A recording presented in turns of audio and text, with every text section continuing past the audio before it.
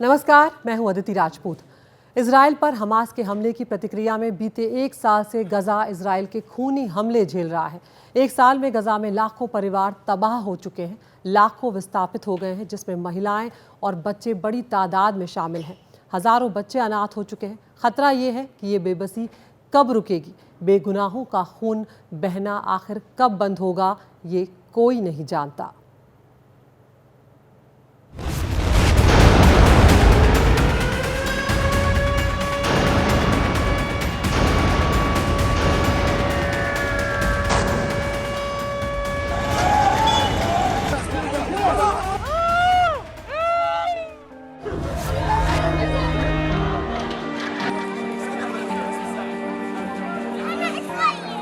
अपने बेटे की लाश को सीने से चिपकाकर एक बेबस बाप को यूं नहीं रोना पड़ता अगर ये युद्ध न होता।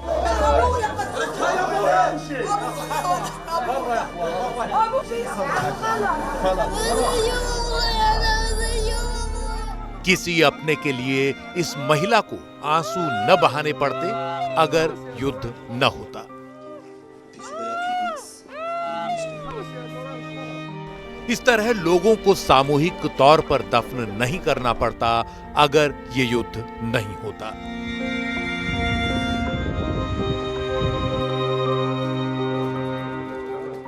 चारों तरफ लाशों के जंगल नहीं उगाते अगर युद्ध नहीं होता।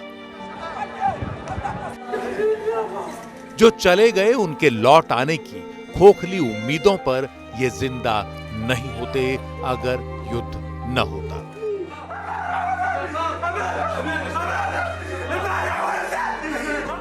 मासूमों तक को ऐसे दर्द से गुजरना न पड़ता अगर ये युद्ध न होता।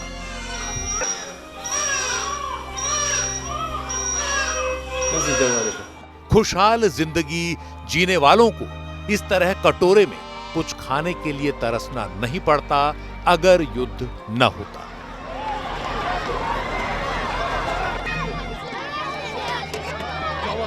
ये उस युद्ध का अंजाम है जो पिछले साल 7 अक्टूबर को इजराइल पर हमास के हमले से शुरू हुआ। तब हमास के लड़ाकों ने दक्षिण इजराइल पर हमला बोलकर 1200 लोगों की हत्या कर दी। साथ ही 250 से ज्यादा लोगों को बंधक बनाकर हमास के लड़ाके अपने साथ गाजा ले गए। ये सब कुछ हमास के कमांडर याह्या सिनवर ने कराया। उसकी साजिश थी कि इस हमले से वो इजराइल को गहरी चोट देगा।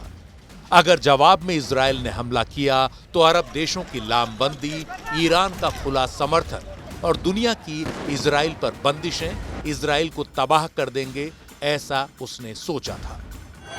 लेकिन वो सब गलत साबित हुआ।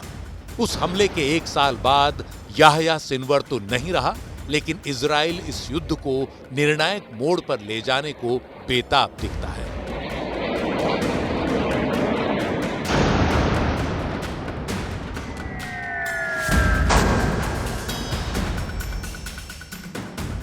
एक साल पहले हमें एक भयानक झटका लगा था।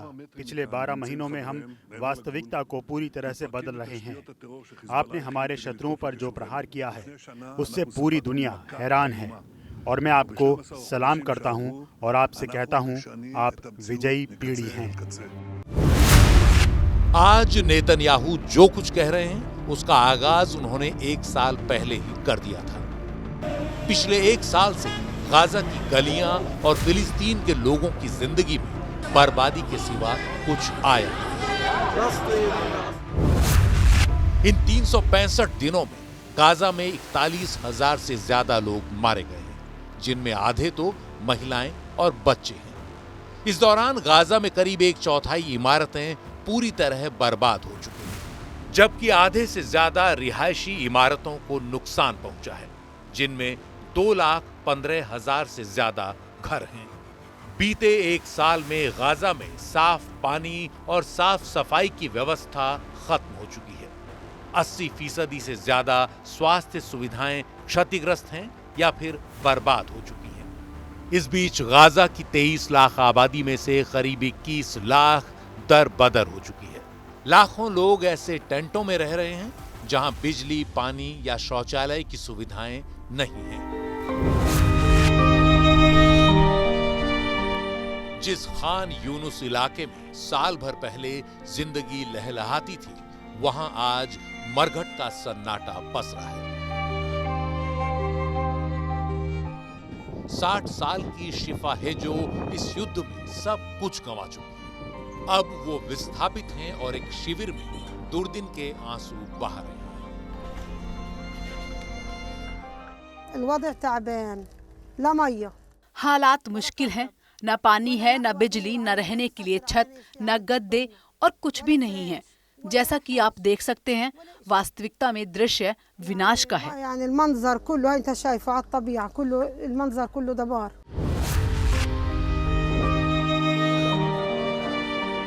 गाजा में इंसानियत चीख रही है, लेकिन दुनिया जैसे सुन नहीं रही। इस बीच इजराइल का दावा है कि पिछले एक साल में गाजा में कम से कम 40,000 ठिकानों पर उसके बम बरसे। इतना ही नहीं, 13,000 से ज्यादा रॉकेट इजराइल से गाजा में उड़े हैं। साथ ही हमास की 4,700 सुरंगों को ध्वस्त करने का दावा किया गया है। इजराइल का यह भी दावा है कि 1,000 रॉकेट लॉन्चर साइट उसने गाजा में तबाह कर दी है। लेकिन हमास से इजराइल की इस जंग की कीमत पिछले एक साल से गाजा के आम लोग भुगत रहे हैं। ولا عمره كان في دمار زي هالدمار هذا ऐसी तबाही कभी नहीं हुई। हमें उम्मीद नहीं थी कि क्षेत्र में, खासकर खान यूनिस में ऐसी तबाही होगी, और कोई भी युद्ध इस युद्ध जैसा नहीं था। ये युद्ध विनाश और दुख है। इससे पत्थर भी रो पड़ेंगे। आमतौर पर पूरा गाजा नष्ट हो चुका है। دمار غزة كلها عامة دمار हमास के इजराइल पर हमले और उस हमले के जवाब में इजरायली कार्रवाई का एक साल पूरा होने पर आज माहौल ज्यादा बारूदी हो चुका है। हवा में बस बारूद और धुएं की ही गंध है। ऐसे में गाजा में धमाकों के बीच मलबों में लाशों के दफन होने का सिलसिला कब तक चलेगा, कोई नहीं बता सकता। Bureau report, NDTV India.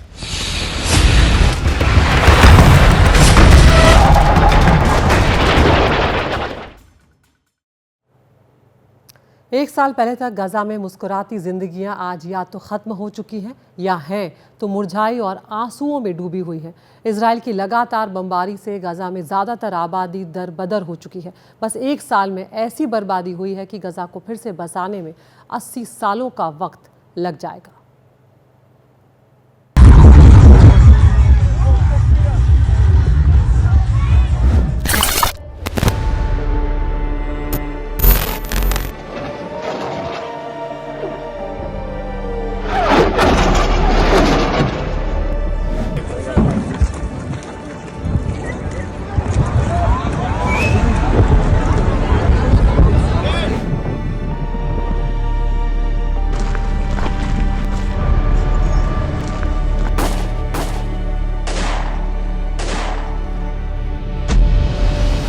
नोवा म्यूजिक फेस्टिवल पर हमास के हमले के एक साल बाद गाजा में बर्बादी का मंजर बहुत बड़ा हो गया है।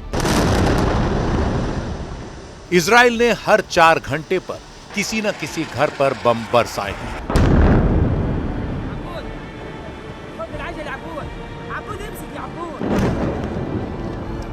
हर 4 दिन पर किसी स्कूल या अस्पताल पर बम बरसाए।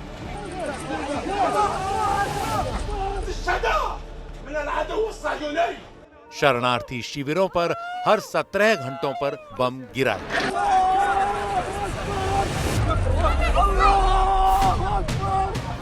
करीब 25,000 बच्चे यतीम हो गए, जबकि 17,000 से ज्यादा गर्भवती महिलाओं को भूखे पेट सोना पड़ रहा है। आलम यह है कि घायलों के लिए अस्पताल भी अस्पताल नहीं रहे।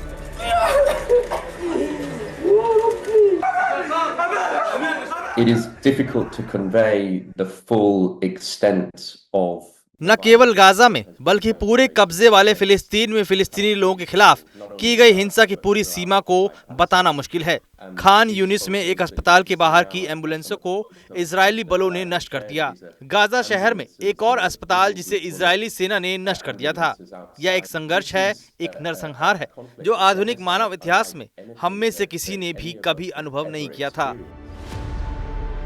इस धरती का एक हिस्सा ऐसी बर्बादी से गुजर रहा है कि निकलने में दशकों गुजर जाएंगे। गाजा के बुनियादी ढांचे को $18.5 अरब का नुकसान पहुंचा है।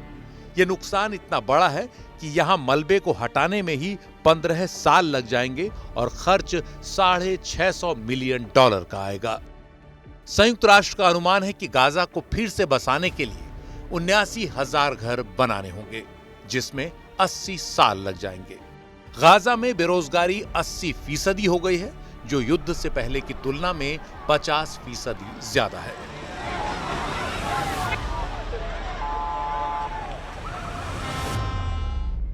सात अक्टूबर 2023 को नोवा फेस्टिवल पर हमास का हमला बहुत बुरा था।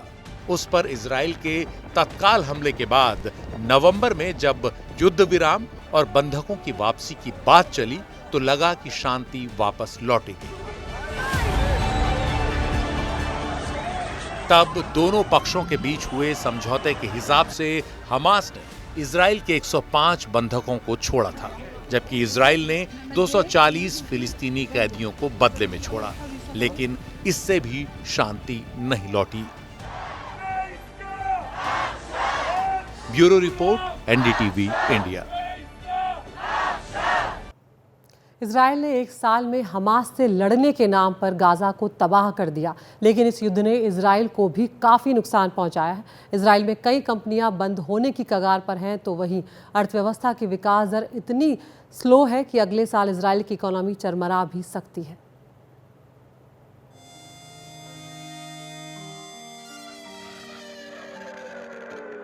अगर 7 अक्टूबर 2023 को हमास का हमला नहीं हुआ होता तो इजराइल की अर्थव्यवस्था आज कुलांचे भर रही होती। अंतर्राष्ट्रीय मुद्रा कोष के मुताबिक इजराइल की अर्थव्यवस्था का विकास इस साल 3.4% की दर से हुआ होता, लेकिन युद्ध के कारण अब इसके 1 से 1.9% के बीच रहने के अनुमान हैं।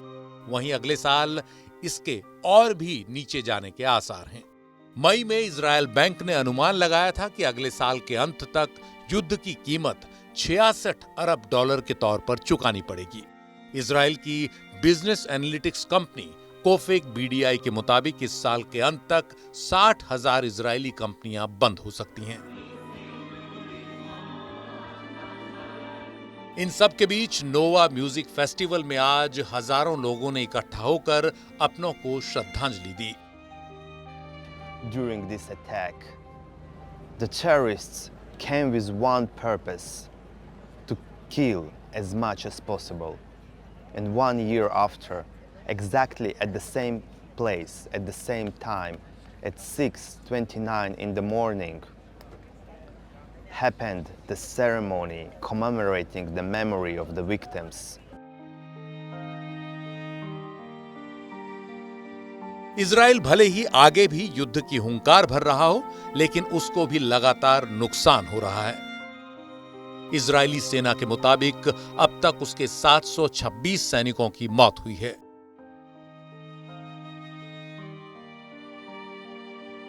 इनमें से 380 सैनिक 7 अक्टूबर को ही मारे गए थे, जबकि बाकी 346 सैनिकों की मौत गाजा में लड़ते लड़ते हुई है। खून हर तरफ बहा है। Bureau report, NDTV India.